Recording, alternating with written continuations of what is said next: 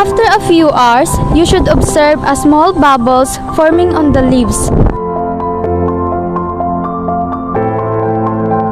These bubbles are oxygen, a byproduct of photosynthesis.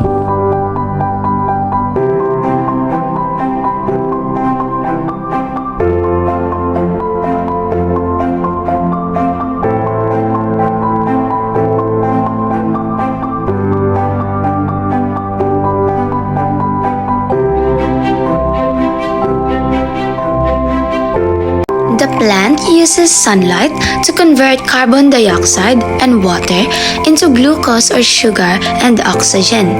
The bubbles you see are oxygen being released as a byproduct of photosynthesis. In the absence of light, photosynthesis stops and the plant undergoes respiration. During respiration, the leaf consumes oxygen and releases carbon dioxide. The number of bubbles may decrease, or you may observe changes like a slight cloudiness in the water, indicating CO2 release.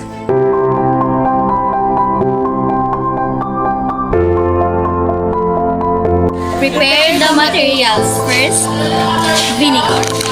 Second, we have baking soda. Third, small bottle. And then, balloon.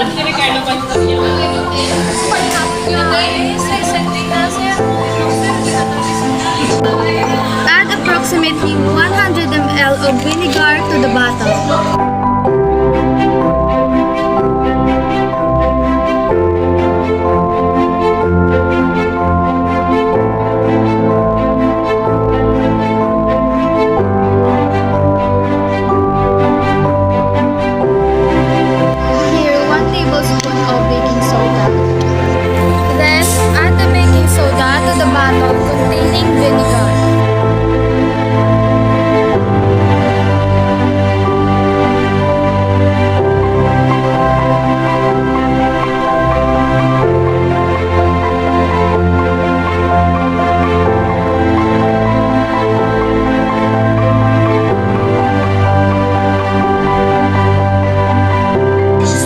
The balloon.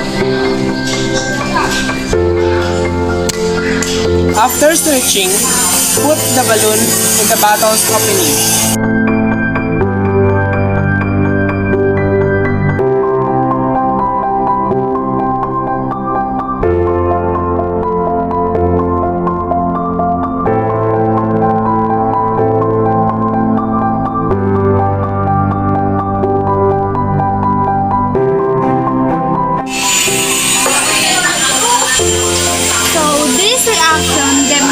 How CO2 gas is a product of metabolic processes like cellular respiration.